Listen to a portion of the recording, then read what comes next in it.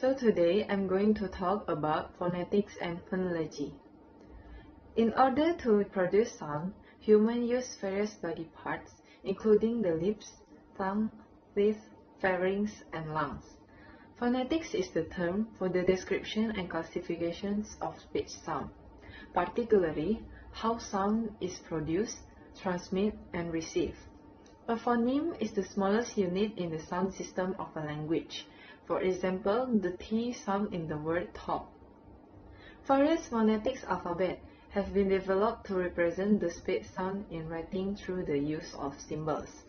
Some of these symbols are identical to the Roman letters used in many language alphabet. For example, P and B. Other symbols are based on the Greek alphabets, such as the sound in thin and taut. Phonology is the term used for the study of the speech sound used in a particular language. The distinctive accent that many learners of English have are due to difference between the phonological system of their language and that of English. From birth, and possibly before, we learn to recognize and produce the distinctive sound of our own language. We do not need to give any thought to how to have the lips, tongue, teeth working together to produce the desired sound. The physical structure of parts of the sound systems are adapted to produce native language sounds. English have some speech sound, or also can call phonemes, that do not exist in other language. It is no surprise, therefore, that native speakers of those languages have difficulties producing or even perceiving such sound. This is particularly true for speakers from language families other than the Germanic one to which English belongs. Articulatory phonetics. Articulatory phonetics is the branch of phonetics concerned with describing the speech sound of the world's language in the terms of their articulation.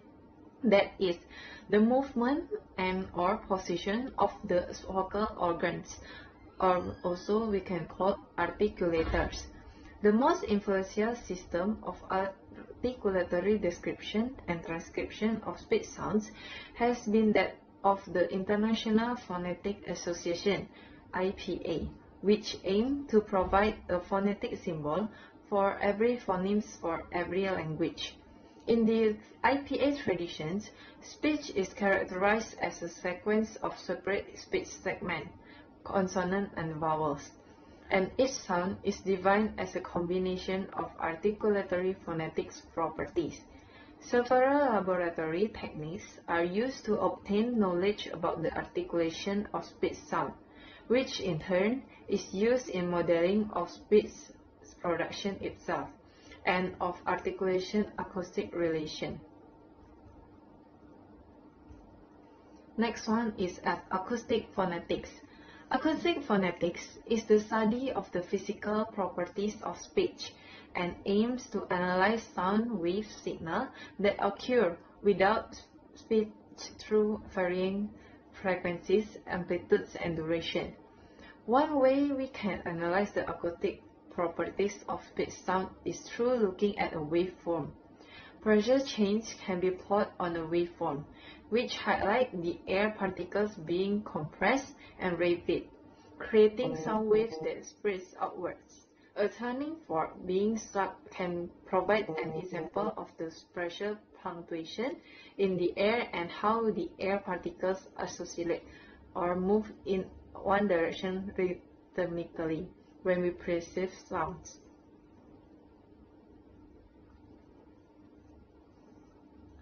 Next one is the distinctive features. Phonological theory, the building blocks of speech sound are often argued to be what are called distinctive features. They typically have phonetic definition and phonetically inspired name. For example, voice, nasal, labial. While various algorithms for feature specification exist, segment and natural class of segments are typically interpreted as bundles of the phonetically defined features. value that match their phonetic description. Throughout the history of distinctive features theory, a major goal has been to identify a set of features that is adequate for describing the segmental, contrast, and phonological important segment group observed in the word language. The central idea behind distinctive features is the notion that contrast between phonemes can be most elegantly and insightfully described the term of properties of segments rather than by treating the segment as alphabetic atoms.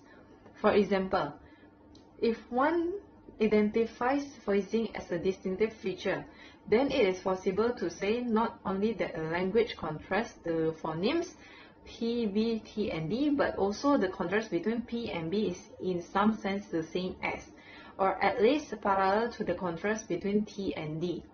The early history of distinctive feature theory is thus bound up with related issues, such as the definition of the phonemes, and because many features are defined in articulatory or auditory terms.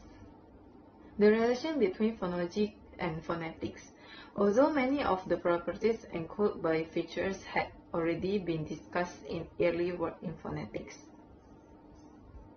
I think that's all for today's presentation. Thank you.